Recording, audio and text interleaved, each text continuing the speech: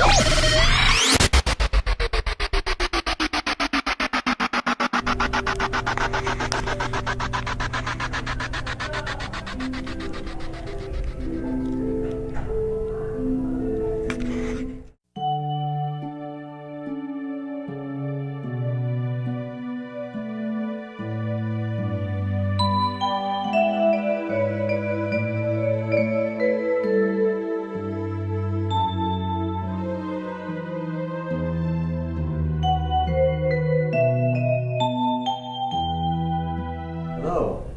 So you need to do the Vase project.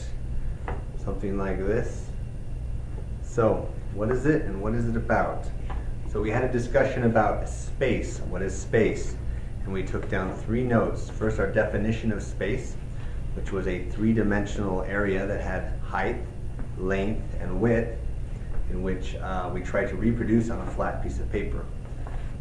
Then we had 2 other definitions that really go with this project, which were what is positive space and what is negative space. So if you need to write those down, the positive space is the subject of the art. We apply it to what we're doing when we're looking at art. So, and the negative space is around that subject. We need an example here. I'm going to use this. So the fireman is the subject. The air around him on the ground, that's the negative space.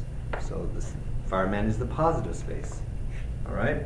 The fire truck is the positive space. The area around it would be the negative space. But a tree might also be the positive space, and the area around it being the negative space. So artists break those 2 areas up and think of them separately and look at them equally when trying to reproduce something they're looking at. The area around it and the shapes that creates and how they fit together with the subject itself. All right. So this project is a little play on that, positive space and negative space.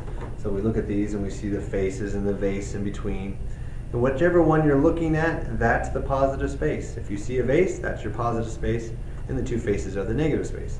If you see faces, then that's your positive space, and the vase is the negative space. So we got several different kinds here. We'll probably take pictures of them. This one was just crazy. It doesn't quite look like a vase anymore.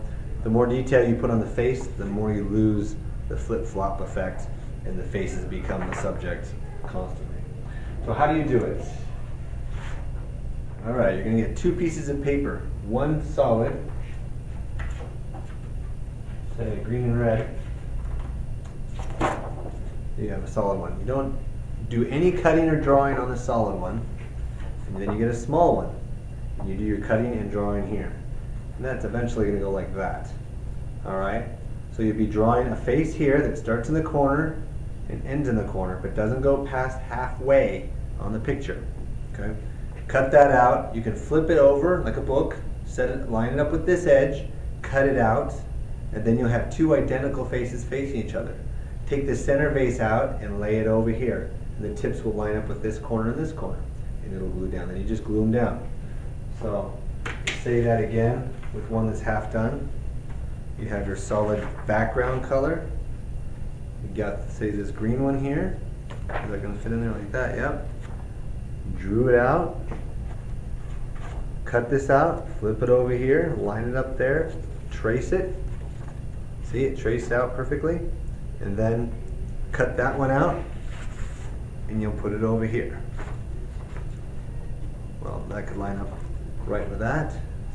You'll glue it down there, and the other one you'll glue over here. Clear? Watch that over and over until you get it. I get all kinds of weird results on that sometimes. Sometimes everyone gets it. Okay, that's it for the vase. So enjoy, have fun cutting and gluing. Thank you. Goodbye.